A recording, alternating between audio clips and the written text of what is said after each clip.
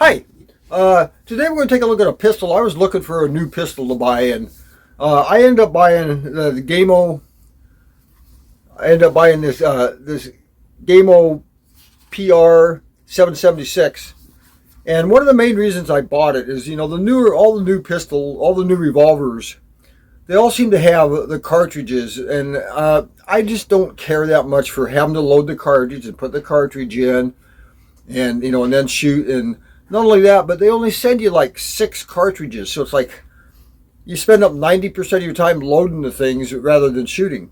So I thought this was a pretty good little pistol for their ideas behind it, and a couple of the other reasons. And so I'm going to show it to you, and then we're going to shoot it from about 20 feet offhand. This will be the first time that I've shot it.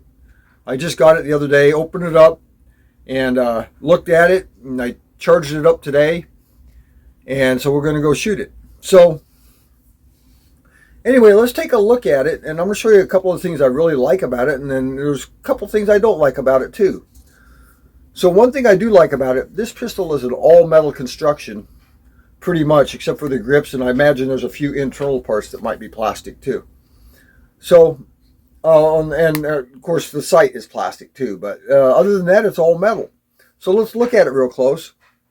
Now, it's not really a replica of any gun, but it does resemble some of the revolvers out there. So anyway, it's got an all metal shroud, and everything on it is metal, the cylinder and all that. It's nice, and it's got a nice weight to it, and it feels nice and balanced. It kind of reminds me of as far as the weight and the balance, it kind of reminds me of the Crosman 38T. So anyway, let's take a look at how it works and everything. And so it has, the front blade has a little white dot there. The rear sight is fully adjustable for windage and elevation. The safety is this little button right here, and this safety also, take and push it forward and it opens up the cylinder. That's one nice feature about it, is it does have the full cylinder that rotates each time you shoot it. The difference is there's no cartridges. There's no cartridges to go in this. Instead, they give you this little magazine, and this little magazine is steel. This little magazine, it's steel. That's another nice feature about it. Now you can take and load 8 rounds into that, and what you need to do is, it's kind of pellet picky fussy. Some pellets just won't fit in there, and other ones. Now I'm using these FX pellets, and they seem to fit real nice and snug. So anyway, the thing that you want to do when if you're gonna own one of these, they send you 2 clips. They send you 2 clips or magazines, and I bought a couple extras because then you're not spending forever time reloading it. So let's continue with the gun and look at it a little more. Okay, after you load your pellets in here, that just drops right in there like that. Then you can close it up and it's ready to shoot. Right now I have this thing charged, but it's both. It's a single action or it's a double action.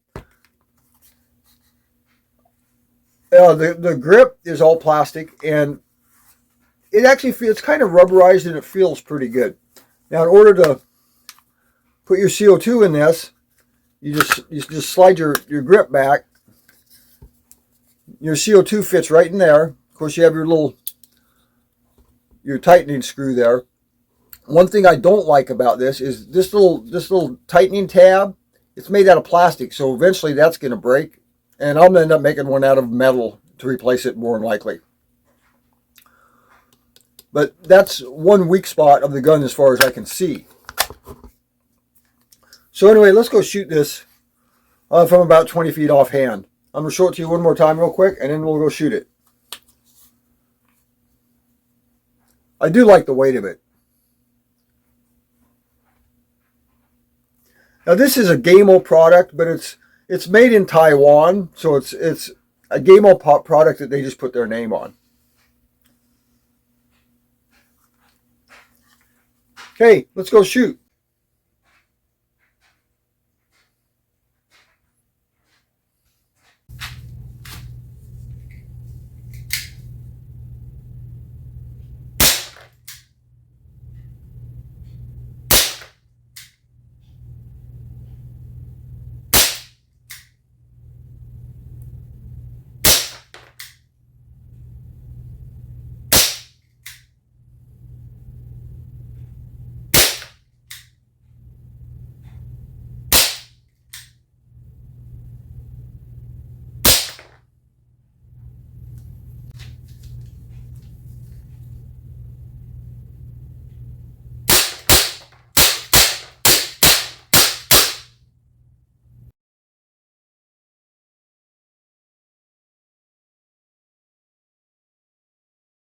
So let's take a look at the target.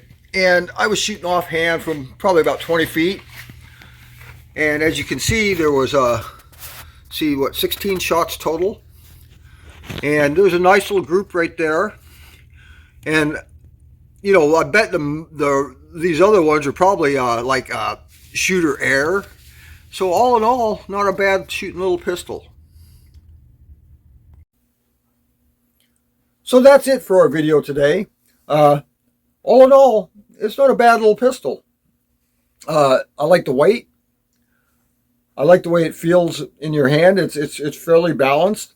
I really like the loading mechanism. I don't have to deal, you know, with all the new stuff. It's like they got the cartridges. I don't have to deal with the cartridges when I shoot this. I do not care for that very much at all.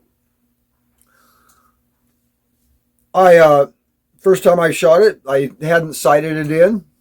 All in all, I think it did pretty good. I think once I sight it in real well and, you know, shoot a couple hundred rounds through it and it'll settle down, and it should be a pretty fine shooting little pistol. Now I got this one on eBay, and it was like $64, and that including the shipping. And I think he might still have a few on there, so if you go on eBay and check, you might find one for 64 bucks. 64 bucks, 75 bucks. I don't think you could go wrong on this little pistol. It seems to work pretty nicely. So thank you all for watching. I know this isn't one of the vintage guns, but I still wanted to share it with you. You all have a good one, and until next time, we'll see you later. Thanks.